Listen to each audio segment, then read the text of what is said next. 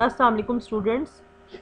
Complex analysis subject elliptic functions दोबारा से revise करवाया जा रहा है क्योंकि आगे कुछ पढ़ाना है, उसमें इलिप्टिक फंक्शंस की बेसिक डेफिनेशन यूज हो रही है, so you should have some basic learning of this definition. Assume a complex function of one variable f of z obeying the property f of z plus 2 omega 1 is equal to f of z and f of z plus 2 omega 2 equal to f of z for two complex numbers omega 1 and omega 2. Thus they correspond to different directions on the complex plane. क्योंकि आप देखें कि omega 1 और omega 2 हम दो complex numbers ले रहे हैं और जिनके दरमियान कोई इस तरह का रिलेशन नहीं है कि उनका रेशो रियल है या नहीं है, ठीक है, बस वो कॉम्प्लेक्स नंबर्स हैं. Then the function f is called a doubly periodic function with the periods 2 omega 1 and 2 omega 2. A meromorphic doubly periodic function is called an elliptic function. meromorphic function आप रिवाइज पहले भी आपको करवाया था कि ऐसा function जिसके हमारे पास सिंगुलरिटीज़ जो हैं वो फाइनाइट नंबर ऑफ पोल्स जो हैं वो एग्जिस्ट करते हैं. इसके अलावा बाकी जितनी भी आपकी फाइनाइट प्लेन है उसके ऊपर आपका फंक्शन जो है वो एनालिटिक होता है. सो अ मैरोमॉर्फिक डबली पीरियोडिक फंक्शन जो है उसको हम एलिप्टिक फंक्शन कहेंगे. The complex number 0, 2 omega 1, 2 omega 2 and 2 omega plus 2 omega 2 define a parallelogram on the complex plane. Knowing the values of the elliptic function within this parallelogram, अब हमने यहाँ पर एक पैरेललोग्राम बनाया, ठीक है, जो कि नेक्स्ट आप पेज पर देख सकेंगे, जिसकी हमारे पास जो एंड पॉइंट्स हैं वो 0 हैं, 2 ओमेगा 1 है, 2 ओमेगा 2 है और 2 ओमेगा 1 प्लस 2 ओमेगा 2 है. नेक्स्ट प्रोसीड करते हैं. completely determines the elliptic function as a consequence of 1.1. However, instead of 2 omega 1 and 2 omega 2, one could use any pair of linear combinations with integers coefficients of the latter, provided that their ratio is not real. In general case, the aforementioned parallelogram can be divided to several identical cells. ये जो lines cross की हुई हैं इनको मैंने दोबारा पढ़ दिया है, ठीक है. जस्ट इसमें ये बात की गई है कि हम 2 ओमेगा 1 और 2 ओमेगा 2 का कोई भी लीनियर कम्बिनेशन ले सकते हैं, ठीक है, लेकिन इनकी रेशो जो है उसको रियल नहीं होना चाहिए, क्योंकि अगर रेशो रियल हो जाएगी तो ये दोनों पॉइंट्स जो हैं ये एक लाइन के ऊपर लाई करेंगे, ये एक दूसरे के मल्टीपल्स होंगे तो एक लाइन के ऊपर सीधी लाइन पर लाई करेंगे. तो हमने एक लाइन के ऊपर लाई नहीं कराना.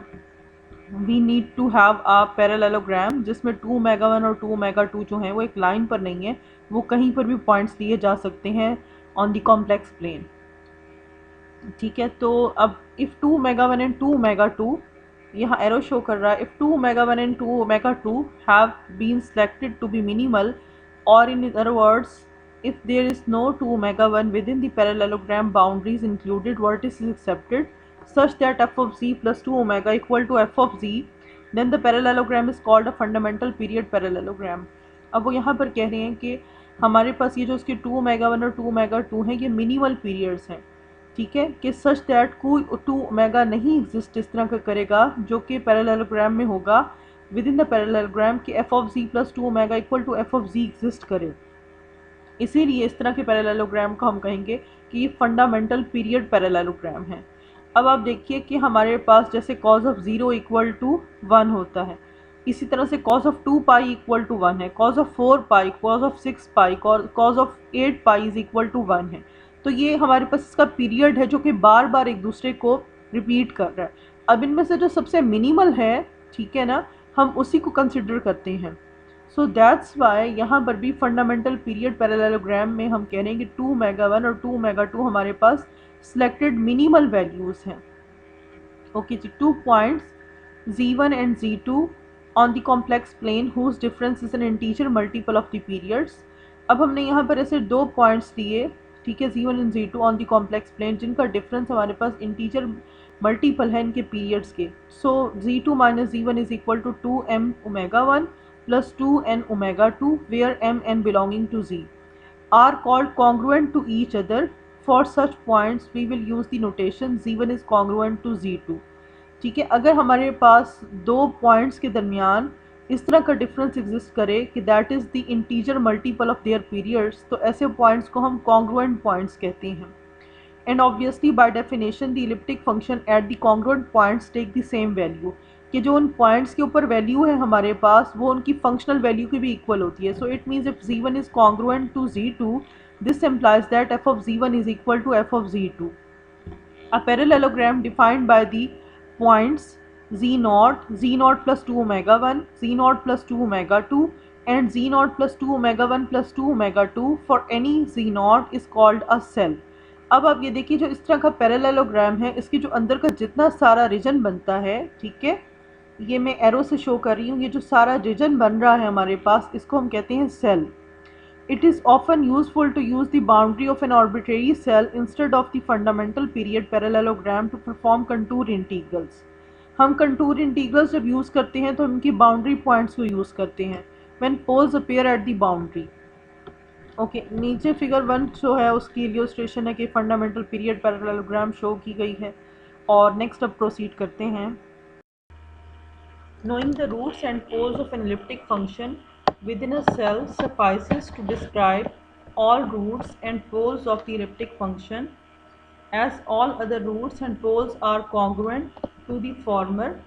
As such, a set of roots and poles congruent to those within a cell is called an irreducible set of roots or poles respectively.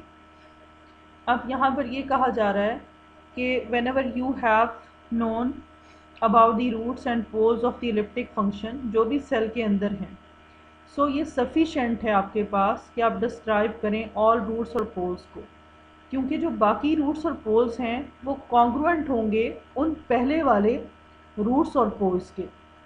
सो इस तरह के हमारे पास जो सेट ऑफ रूट्स और पोल्स हैं जो कि कॉन्ग्रुएंट हैं विद इन द सेल, उनको हम क्या कहेंगे, इरिड्यूसिबल सेट ऑफ रूट्स और पोल्स रिस्पेक्टिवली. अब इसी से कंसर्न हमारे पास एक इम्पॉर्टेंट थ्योरम है जिसका हमने सोल्यूशन यहाँ पर देखना है. सो नेक्स्ट प्रोसीड करते हैं. Now we have theorem 1.1. The sum of residues over an irreducible set of poles of an elliptic function vanishes. It means we have to prove कि whenever we have to take the summation of the residues किसी भी irreducible set of poles के लिए लेंगे जब, तो किसी और elliptic फंक्शन के लिए, तो उसका जो आंसर है it will be equal to 0. So we need to calculate it. ठीक है, to demonstrate this we use Cauchy residue theorem over the boundary of a cell. अब यहाँ पर जब आप बाउंड्री ऑफ द सेल को कंस्ट्रक्ट करेंगे ठीक है, तो वो आपके पास पहले आएगा z0 टू 2 omega 1. आप पिछले वाला जो हमारे पास इक्वेशन थी, पिछले वाली जो डायग्राम थी जिसमें आपको सेल दिखाया गया है, ठीक है, उस सेल में आप देखिए कि पहले पॉइंट से दूसरे पॉइंट तक, दूसरे से इसके बाद तीसरे तक, तीसरे से चौथे तक, चौथे से आखिरी तक जहाँ से स्टार्ट किया था, तो ये आपके पास 4 इंटीग्रल्स आ जाएंगे. तो पहले जो इक्वेशन लिखी हुई यहाँ पर लिखा हुआ residues of the function f over zi is equal to 1/2 pi iota into the contour integral for all the cell या summation of the cell f of z into dz.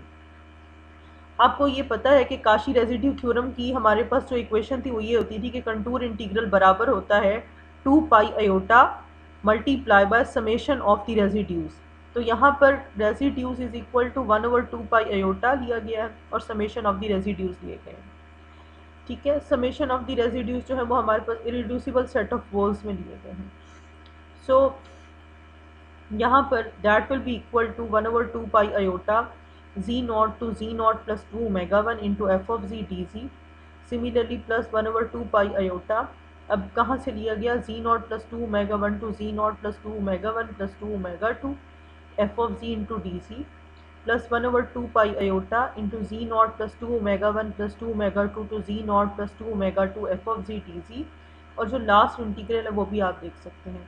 Again मैं बता रही हूँ ये लिमिट्स कहाँ से ली गई हैं, जो आपने पिछले वाला सेल बनाया है, सेल में आप देखें कि z0 से z0 प्लस 2 ओमेगा 1 आपको नज़र आएगा ये पॉइंट. फिर इसके बाद नेक्स्ट नज़र आएगा आपको z0 प्लस 2 ओमेगा 1 से z0 plus 2 omega 1 plus 2 omega 2.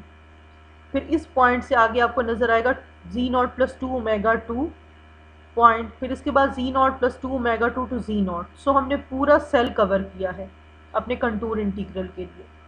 Next proceed करते हैं. नेक्स्ट इसका जो प्रूफ गिवन था उसमें सिर्फ यही गिवन था कि भी आपने शिफ्टिंग की और उसके बाद उसका आंसर लिखा हुआ है। सो शिफ्टिंग के बाद इन इन सारे वेरिएबल्स की शिफ्टिंग के बाद जो बाकी सारा प्रोसीजर है वो आप लोगों को मैं खुद समझा रही हूँ रिटन फॉर्म में करके, क्योंकि वहाँ पर सिर्फ इसका आंसर लिखा हुआ है कि इसको इस तरह से शिफ्ट किया और उसके बाद ये इसका आंसर आ गया। अब आप देखिए कि क्या प्रोसीजर किया गया इसमें। Shifting z by 2 omega 1 in the second integral and by 2 omega 2 in the third integral. अच्छा, अब सेकंड इंटीग्रल के लिए हमने z को शिफ्ट किया, z को 2 ओमेगा 1 से, so z is equal to z plus 2 omega 1। अब इस वक्त आप देखें, जब आपने लोअर फर्स्ट लिमिट ली या लोअर लिमिट ली तो आपने लिखा z नॉट प्लस 2 ओमेगा 1, और यहाँ पर भी लिया z naught plus 2 omega 1 plus 2 omega 1। अब आपके पास क्या आया, z नॉट प्लस 2 ओमेगा 1 किसके इक्वल आ गया, z नॉट के इक्वल आ गया। आप देखिए मैं पहली लोअर लिमिट की बात कर रही हूँ जो कि है z नॉट प्लस 2 ओमेगा 1। इस वक्त z naught plus 2 omega 1 equal to आ गया है z नॉट के। इसका मतलब ये हुआ कि हम lower limit z naught plus 2 omega 1 को रिप्लेस करेंगे किससे, z नॉट से। हमने यहाँ पर शिफ्टिंग की, मैं दोबारा रिपीट कर रही हूँ, हमने यहाँ पर शिफ्टिंग की है, ठीक है, z को 2 ओमेगा 1 से। अब जो अपर लिमिट है वो आपको पता है, अपर लिमिट हमारी z naught plus 2 omega 1 plus 2 omega 2 थी। सो अगेन पहले लिखा z plus 2 omega 1, z is equal to z plus 2 omega 1, और z की जगह हमने वो जो अपर लिमिट थी वो पूरी की पूरी पुट की, z जहाँ पर भी लिखा वो अपर लिमिट पूरी पुट की। इसके बाद देखा कि अपर लिमिट वैल्यू किसके इक्वल आती है। आप देखें इस वक्त अपर लिमिट वैल्यू जो हमारी है वो z naught plus 2 omega 1 plus 2 omega 2 बराबर आ गई है z नॉट प्लस 2 ओमेगा 2 के। इसका मतलब ये हुआ कि z naught plus 2 omega 1 plus 2 omega 2 को आपने रिप्लेस करना है किससे, z नॉट प्लस 2 ओमेगा 2 के साथ। So the second integral 1/2 pi iota contour integral z naught plus 2 omega 1, आप देखें z नॉट से रिप्लेस किया आपने और ऊपर वाली लिमिट को आपने z नॉट प्लस 2 ओमेगा 2 के साथ रिप्लेस किया। अब हम नेक्स्ट जो है वो 2 ओमेगा 2 जो हमने शिफ्टिंग करनी है थर्ड इंटीग्रल में उस तरफ प्रोसीड करते हैं। ओके जी, नेक्स्ट देखिए, next we have to shift z by 2 omega 2 in the third integral. So we have to take z is equal to z plus 2 omega 2। For lower limit हमने क्या किया, अगेन z नॉट, z की जगह आपने लिखेंगे z plus 2 omega 1 plus 2 omega 2 जो हमारी lower limit है, और z की जगह अगेन लोअर लिमिट लिखेंगे आप, और 2 ओमेगा 2 साथ आ जाएगा, ठीक है। तो 2 ओमेगा 2 के साथ कैंसिल हो गया। अब ये आपके पास लोअर लिमिट जो थी ये पूरी की पूरी इक्वल आ गई z नॉट प्लस 2 ओमेगा 1 के। इसका मतलब ये हुआ, hence in the lower limit z naught plus 2 omega 1 plus 2 omega 2 is replaced by z naught plus 2 omega 1। ये जो लोअर लिमिट है ये इससे रिप्लेस होगी। नाउ फॉर अपर लिमिट, अब अपर लिमिट के लिए देखें, z is equal to z plus 2 omega 2, हमने फिर वही ट्रांसफॉर्मेशन वाली इक्वेशन लिखी, और यहाँ पर z की जगह हमने क्या लिखा, हमारी अपर लिमिट जो कि z नॉट प्लस 2 ओमेगा 2 थी। अगेन z की जगह अगली जगह पर भी z नॉट प्लस 2 ओमेगा 2 जो अपर लिमिट वो लिखी। इसके बाद जो कैंसिलेशन हुई हैं वो की हमने, और हमने देखा कि z नॉट प्लस 2 ओमेगा 2 जो हमारी अपर लिमिट थी वो बराबर आ गई z नॉट के। इसका मतलब है z नॉट प्लस 2 ओमेगा 2 को हम रिप्लेस करेंगे अपर लिमिट में z नॉट के साथ। सो हमने अपर लिमिट में आप देख सकते हैं कि z नॉट को रिप्लेस कर दिया, यहाँ देखिए एरो शो कर रहा है, यहाँ पर z नॉट को रिप्लेस कर दिया और नीचे लोअर लिमिट में z नॉट प्लस 2 ओमेगा 1 को रिप्लेस कर दिया। ओके, नेक्स्ट प्रोसीड करते हैं। नेक्स्ट आफ्टर द ट्रांसफॉर्मेशंस आप देखिए कि 1/2 pi iota z naught plus 2 omega 1 f of z d z plus 1/2 pi iota z naught to z naught plus 2 omega 2। अब देखिए ये जो सेकेंड इंटीग्रल है इसमें हमने ट्रांसफॉर्मेशन लगाई है। इसका मतलब है हमने z को इक्वल टू लिया z प्लस 2 ओमेगा 1, इसलिए मैंने यहाँ पर एफ ऑफ z की जगह लिखा है, जहाँ पर इस वक्त एरो शो कर रहा है आप देखिए, यहाँ पर मैंने एफ ऑफ z की जगह क्या लिया, F of z plus 2 omega 1, क्योंकि हमने ट्रांसफॉर्मेशन ली है। और इसी तरह से अपर और लोअर लिमिट जिस तरह से चेंज हुई है वो पहली वाली ट्रांसफॉर्मेशन से चेंज हुई है। थर्ड इंटीग्रल में आप देखें कि वहाँ पर हमने z को रिप्लेस किया था z प्लस 2 ओमेगा 2 के साथ, इस वक्त एरो शो कर रहे हैं, तो यहाँ पर भी f of z plus 2 omega 2 into d g आ गया, और fourth integral as it is है। अब 1/2 पाई आयोटा इन सब में कॉमन था, वो यहाँ पर कॉमन फैक्टर के तौर पे बाहर ले लिया आपने सेकंड स्टेप में। थर्ड स्टेप में आपने क्या किया, आपने अच्छा आपने सेकंड स्टेप में ही, जो सेकंड स्टेप में मैंने किया है, कुछ वैल्यूज़ को मैंने माइनस के साथ कर दिया है, क्योंकि मैंने अपर लिमिट को लोअर लिमिट बनाया, ठीक है, और लोअर लिमिट को अपर लिमिट बनाया। ये कहाँ पर हमने काम किया, जहाँ पर हमारे पास g naught plus two omega one नीचे था और g naught plus two omega two नीचे था। तो आपने जो थर्ड और फोर्थ इंटीग्रल है दोनों में माइनस का साइन लगाया है, देखिए इधर माइनस का साइन लगाया और आपने अपर और लोअर लिमिट को इंटरचेंज किया है, ठीक है, आप इसमें देख सकते हैं। नेक्स्ट आपने थर्ड स्टेप में क्या किया, 1/2 पाई आयोटा दोनों फैक्टर्स के साथ भी लिख लिया आपने। अब जिनकी लिमिट्स हमारे पास, जिनकी इंटीग्रल सेम था, उनको हमने सेम ले लिया। देखिए एफ ऑफ जी का इंटीग्रल सेम था और नेक्स्ट हमारे पास किसका था, f of ji plus two omega two का इंटीग्रल सेम था, तो उन दोनों को हमने इकट्ठे लिख लिया। इसी तरह से -1/2 पाई आयोटा के साथ g naught into g naught plus two omega two, ये जो इंटीग्रल है ये एफ ऑफ जी का सेम था और f of ji plus two omega one का सेम था। तो ये यहाँ पर आपने ले लिया। Since f of g is a doubly periodic function, इसका मतलब है एफ ऑफ जी बराबर है f of ji plus two omega one के, एफ ऑफ जी इक्वल है f of ji plus two omega two के। इट मीन्स यहाँ पर हम एफ ऑफ जी इंसर्ट कर सकते हैं, क्योंकि ये हम एलिप्टिक फंक्शन ले रहे हैं।